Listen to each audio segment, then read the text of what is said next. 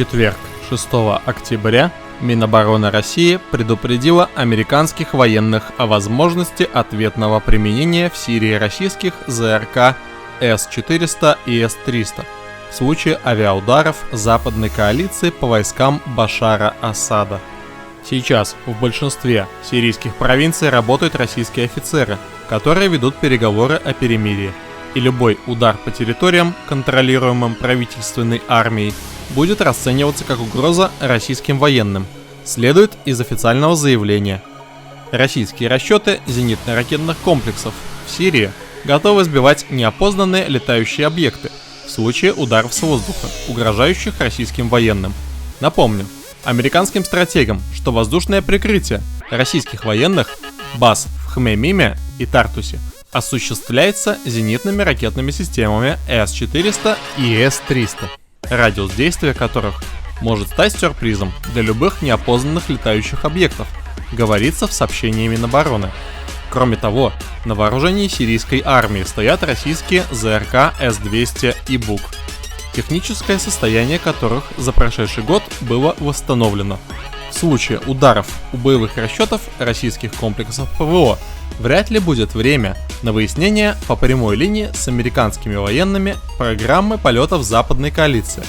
Поводом для заявления стали публикации в западных СМИ об обсуждении администрации президента США Барака Обамы возможности нанесения ракетных и воздушных ударов по позициям сирийских войск.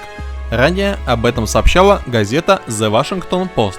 По данным издания, представители Госдепартамента, ЦРУ и Комитета начальников штаба армии США обсуждали нанесение ударов по позициям правительственных войск в Сирии. История показывает, что нередко подобные вбросы оказываются прологом реальных действий, объяснил необходимость ответного заявления председатель Минобороны. Российские военные считают, что представители ЦРУ и Пентагона, которые еще в сентябре докладывали своему президенту о якобы управляемости боевиков оппозиции, сегодня лоббируют кинетические сценарии в Сирии. В Минобороны объяснили, что сейчас офицеры Российского центра примирения враждующих сторон в Сирии работают на земле в большинстве сирийских провинций, доставляя гуманитарную помощь и занимаясь переговорами с лидерами населенных пунктов и вооруженных отрядов. Благодаря активности российской стороны удалось установить мир в 732 населенных пунктах. Любые ракетные и воздушные удары по территории, контролируемой сирийским правительством, в Минобороны будут считать угрозой российским военнослужащим. После нанесения 17 сентября самолетами западной коалиции удара по сирийским войскам в Дейр-эз-Зоре российские военные приняли меры для исключения любых подобных ошибок в отношении российских военнослужащих и военных объектов в Сирии.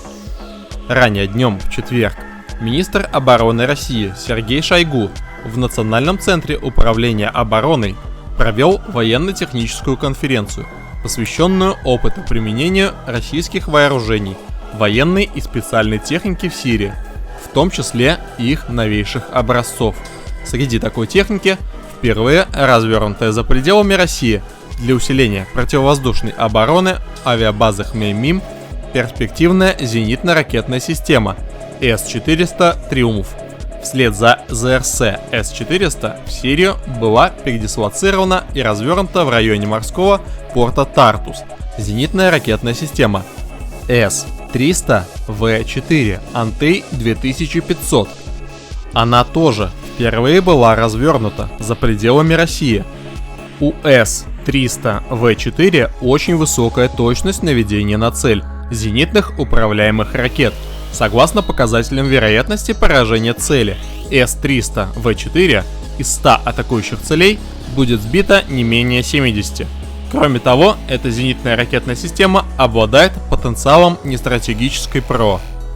В качестве средств радиолокационной разведки в Сирии впервые были применены современные всевысотные обнаружители 96Л6, а также техника старого парка, высотомеры типа ПРВ-13 и П-18. Они вместе с другими машинами были развернуты на авиабазе Хмеймим. Радиолокационное вооружение в условиях высоких температур зарекомендовало себя только с положительной стороны. Кроме того, впервые на территории Сирии в боевых действиях принял участие современный российский фронтовой бомбардировщик Су-34. Вместе с Су-34 на авиабазу Хмеймим из России были переброшены модернизированные истребители поколения 4 Су-30СМ и Су-35С. В воздушных боях они участия не принимали, но активно использовались для ударов по наземным объектам террористов. Российской оборонке следует учитывать сирийский опыт при разработке предприятиями ОПК перспективного вооружения, которое поступит в войска в ближайшем будущем. А вам большое спасибо за внимание и до скорой встречи, друзья! Теперь, что касается сообщений о зенитно-ракетном комплексе С-300. Действительно, в Сирийскую Арабскую Республику доставлена батарея зенитно-ракетной системы С-300. Данный комплекс предназначен для обеспечения безопасности военно-морской базы в Тартусе и находящейся в прибрежной зоне кораблей оперативного соединения военно-морского флота России с воздуха. Не совсем понятно, почему размещение С-300 вызвало такой переполох у наших западных коллег. Напомню, что С-300 – это исключительно оборонительная система и никому не представляет никакой угрозы.